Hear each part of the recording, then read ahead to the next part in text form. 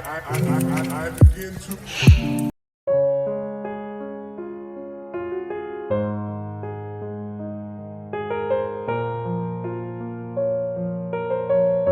Hello, അപ്പോൾ എല്ലാവർക്കും എൻ്റെ പുതിയൊരു വീഡിയോയിലേക്ക് സ്വാഗതം കേട്ടോ. അപ്പോൾ രാവിലെ തന്നെ എൻ്റെ വെയിറ്റ് വന്നിരിക്കുന്നത് 124.05 ആണ് കേട്ടോ. അപ്പം ഇന്നത്തെ ഡേ വരുന്നത് ഡയറ്റ് 17 ആണ് കേട്ടോ. അപ്പോൾ ഇന്നലെ വീഡിയോ ഇടാൻ പറ്റില്ല, സൺഡേ ആയതുകൊണ്ടാണ് ഇടാനത്. അപ്പോൾ ഇത് ഒരു ദിവസം മുന്നേ ഉള്ള വീഡിയോ ആണ് കേട്ടോ. അപ്പോൾ രാവിലെ തന്നെ നടുവിന് നമ്മൾ ചായയൊക്കെ ഇട്ട് കൊടുത്തു. എന്നിട്ട് ആൾ ദേ ജിമ്മിൽ പോവുകയാണ് കേട്ടോ.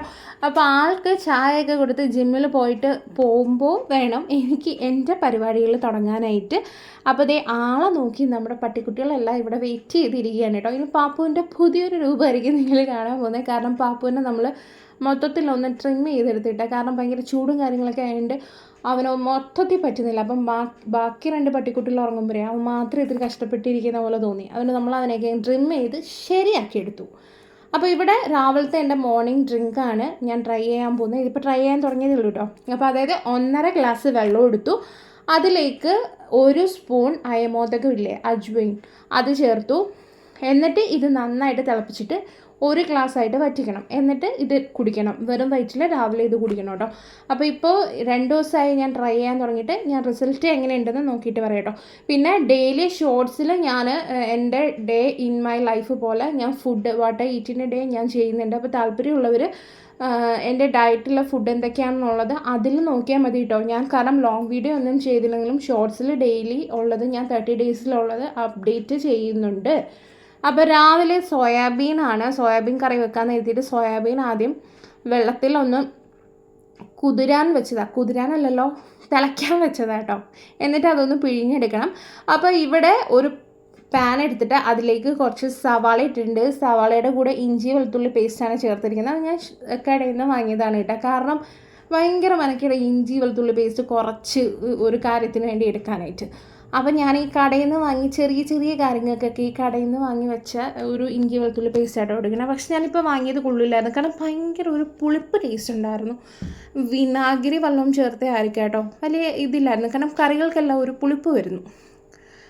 അപ്പോൾ ഉള്ളി ആയിട്ടുണ്ട്. ഉള്ളിയിലേക്ക് ഇഞ്ചി വെളുത്തുള്ളി പേസ്റ്റിട്ട് അതുമായി, അത് കഴിഞ്ഞിട്ട് കുറച്ച് മഞ്ഞൾപ്പൊടിയാണ് കേട്ടോ ചേർത്തത്. പിന്നെ അതേ മുളക് പൊടിയാണ് ചേർക്കുന്നത്. മുളക് പൊടിയൊക്കെ ഇത്തിരിയേ ചേർക്കുന്നുള്ളൂ കേട്ടോ. ചുമ്മാ ഒരു കറി അത്രയേ ഉള്ളൂ ഇന്നത്തെ നമ്മുടെ ഫുഡിന് വേണ്ടിയിട്ട്. എന്നിട്ട് അതിലേക്ക് കുറച്ച് മല്ലിപ്പൊടി ചേർത്തിട്ടുണ്ട് കേട്ടോ. എന്നിട്ട് കുറച്ച് മല്ലിപ്പൊടി നമ്മുടെ ഒരു ഇഷ്ടം പോലെ, ഞാനങ്ങനെ അളവൊന്നും നോക്കുന്നില്ല, എല്ലാം വളരെ കുറച്ച് ആയിട്ടാണ് ചേർത്തത് കേട്ടോ. എന്നിട്ട് ഇത് നന്നായിട്ട് ഇളക്കുക.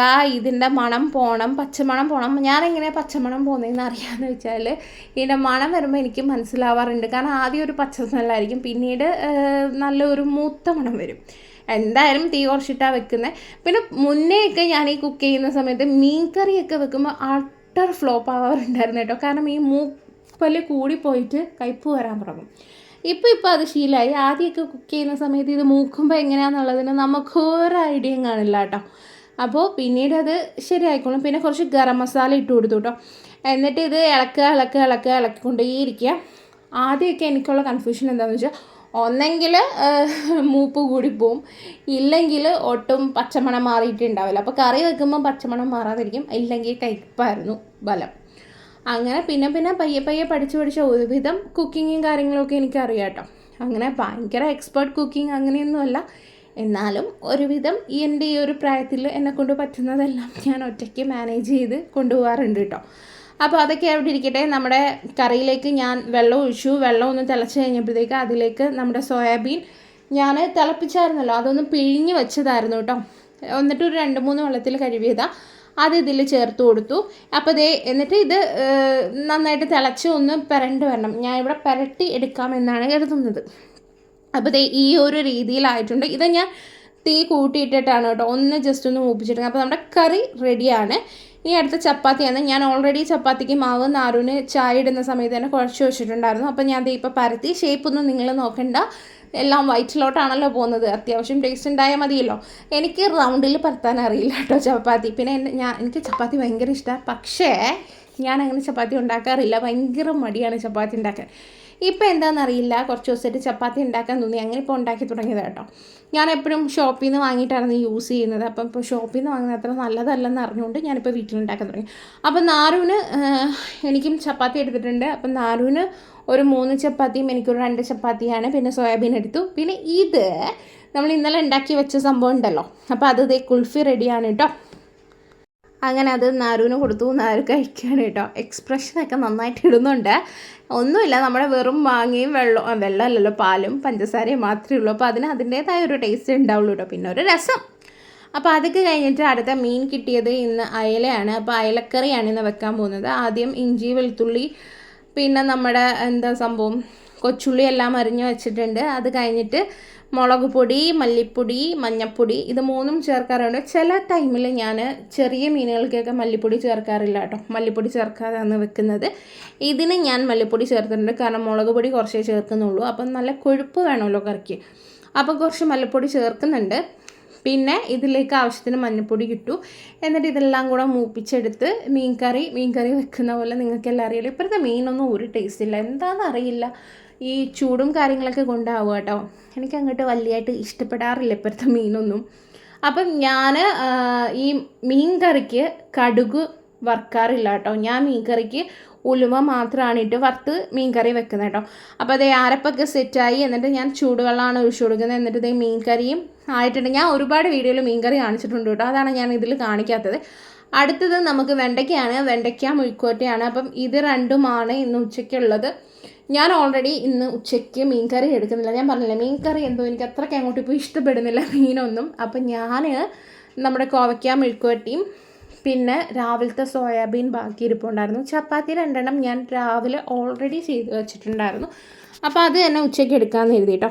അപ്പോൾ അതാണ് ഇന്ന് ഉച്ചയ്ക്കും ഞാൻ കഴിച്ചത്. അപ്പോൾ ഇങ്ങനെയൊക്കെയാണ് എൻ്റെ കാര്യങ്ങൾ ഇപ്പോൾ പോയിക്കൊണ്ടിരിക്കുന്നത്. പിന്നെ ഒരു അരമണിക്കൂർ ത്രെഡ്മില്ലിൽ നടക്കുന്നുണ്ട് കേട്ടോ. പിന്നെ ഒരു 3.5 ലിറ്റർ വെള്ളവും ഞാൻ കുടിക്കുന്നുണ്ട്. അപ്പോൾ നിങ്ങൾ എൻ്റെ ഡെയിലി വ്ളോഗായിട്ട് ഈ ഡയറ്റിൻ്റെത് കണ്ടില്ലെങ്കിലും നിങ്ങൾ ഷോർട്സ് സെർച്ച് ചെയ്താൽ മതി. ഡെയിലി എന്തൊക്കെ ഫുഡ് ഞാൻ വെയിറ്റ് ലോസിന് വേണ്ടി കഴിക്കുന്നു എന്നുള്ളതൊക്കെ അതിൽ അപ്ഡേറ്റ് ചെയ്യുന്നുണ്ട് കേട്ടോ. അപ്പോൾ ദേ 2 ചപ്പാത്തിയും രാവിലത്തെ സോയാബീൻ കറിയും പിന്നെ കുറച്ച് വെണ്ടയ്ക്ക മെഴുക്കുവരട്ടിയായിരുന്നു എൻ്റെ ഉച്ചക്കത്തെ ഫുഡ് കേട്ടോ.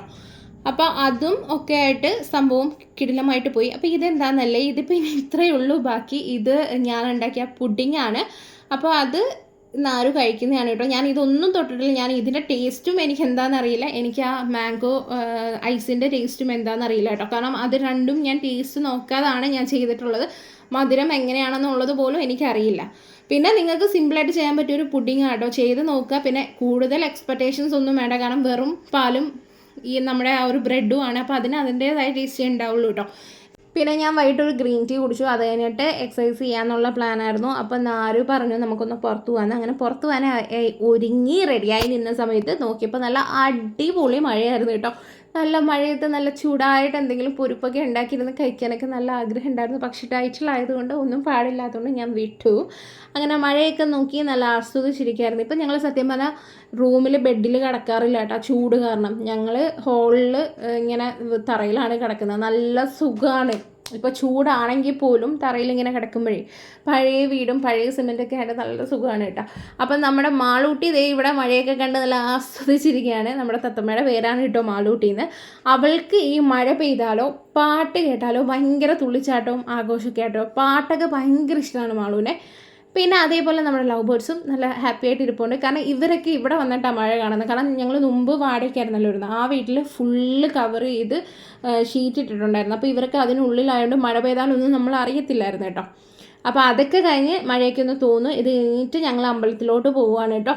അപ്പോൾ അമ്പലത്തിൽ പോയി വരുന്ന വഴിക്ക് എവിടെ നിന്നാരും ചായ കണ്ടാൽ വിടാറില്ലല്ലോ. അങ്ങനെ ചായയും പുഴുപ്പും ഒരു ഉളുപ്പും ഇല്ലാതെ നിന്ന് തിന്നുക കേട്ടോ. അപ്പോൾ അത് കഴിഞ്ഞ് വീട്ടിലൊക്കെ വന്നു കഴിഞ്ഞിട്ട് ഞാൻ അത് എക്സസൈസ് ചെയ്തു. നല്ലതായിട്ട് ക്ഷീണിച്ചു. 1/2 മണിക്കൂർ ത്രെഡ്മില്ലിൽ നടന്നേ ഉള്ളൂ കേട്ടോ. പക്ഷേ ഇപ്പം ഇവിടുത്തെ ക്ലൈമറ്റിന് നന്നായിട്ട് വിയർക്കുന്നുണ്ട് കേട്ടോ. പിന്നെ രാത്രി ഒരു സലാഡ് കഴിച്ചാൽ ഇതിലൊരു മാതളവും പിന്നെ ഒരു സവാള ഇട്ടിട്ടുണ്ട്. യോഗട്ടിലാണ് കേട്ടോ മിക്സ് ചെയ്തത്. അപ്പോൾ ഇത്രയുള്ള